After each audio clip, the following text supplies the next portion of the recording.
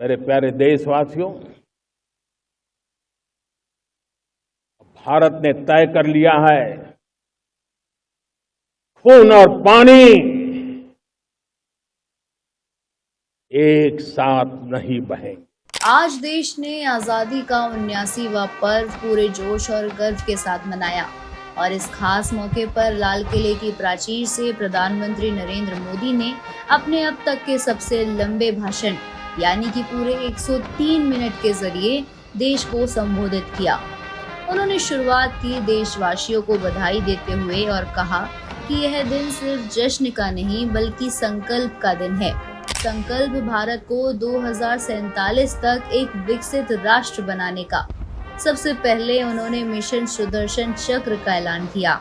ये मिशन भारत को भविष्य की हर चुनौती, खासकर युद्ध और सुरक्षा के मोर्चे पर पूरी तरह तैयार करने के लिए है। इसके बाद जनसंख्या संरचना को लेकर उन्होंने डेमोग्राफिक मिशन की घोषणा भी की।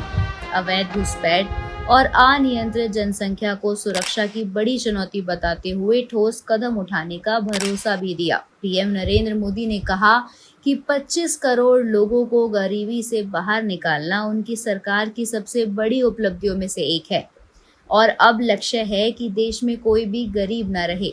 युवाओं के लिए उन्होंने 1 लाख करोड़ की पीएम विकसित भारत रोजगार योजना शुरू करने का ऐलान किया, जिसमें पहली बार प्राइवेट सेक्टर में नई नौकरी पाने वालों को 15,000 तक का लाभ मिलेगा।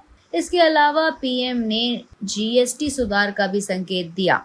दिवाली से पहले नेक्स्ट जेन जीएसटी रिफॉर्म्स लाए जाएंगे और दरों में कटौती होगी। तकनीक के मोर्चे पर made in India semiconductor mission का जिक्र किया। बताया कि देश में 6 नई यूनिट्स तैयार हो रही हैं, जिनमें से 4 को मंजूरी मिल चुकी है। इसके अलावा बात करें तो स्वदेशी पर जोर देते हुए उन्होंने कहा कि स्वदेशी मजबूरी नहीं, मजबूती का प्रतीक होना चाहिए। उन्होंने युवाओं से आह्वान किया कि वे बताएं कि भारत को किन सुधारों की जरूरत है और नए मैन्युफैक्चरिंग आइडियाज लेकर आएं। पीएम मोदी ने आरएसएस की 100वीं वर्षगांठ और महात्मा ज्योतिबा फूले की 200वीं जयंती का भी उल्लेख किया और इनके योगदान को याद किया। साथ ही ऑपरेशन सिंदूर और आतंकवाद पर जीरो टॉलरेंस की नीति दोहराते हुए कहा कि खून और पानी साथ नहीं बह सकते। इंडस वाटर ट्रीटी को असमान बताते हुए उन्होंने पाकिस्तान को परोक्ष चेतावनी दी। हाल ही की प्राकृतिक आपदाओं को भी उन्होंने मद्देनजर रखते हुए भूस्खलन, बादल फटना पर बात की और उन्होंने राहत और पुनर्वास कार्यों में राज्यों व केंद्र के साथ सहयोग की सराहना की। संविधान को आशा का दीप स्तंभ बताते हुए उन्होंने वन नेशन वन कॉन्स्टिट्यूशन की बात की और डॉक्टर श्यामा प्रसाद मुखर्जी के बलिदान को भी नमन किया।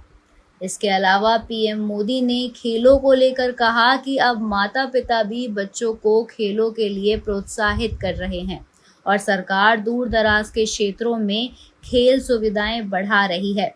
अंत में आकर उन्होंने देश से अपील की कि 2047 तक भारत को विकसित राष्ट्र बनाने का सपना हर भारतीय का संकल्प बने और इसी एकजुटता, आत्मनिर्भरता और देशभक्ति के साथ उन्होंने जय हिंद के नारों के साथ अपना भाषण समाप्त किया।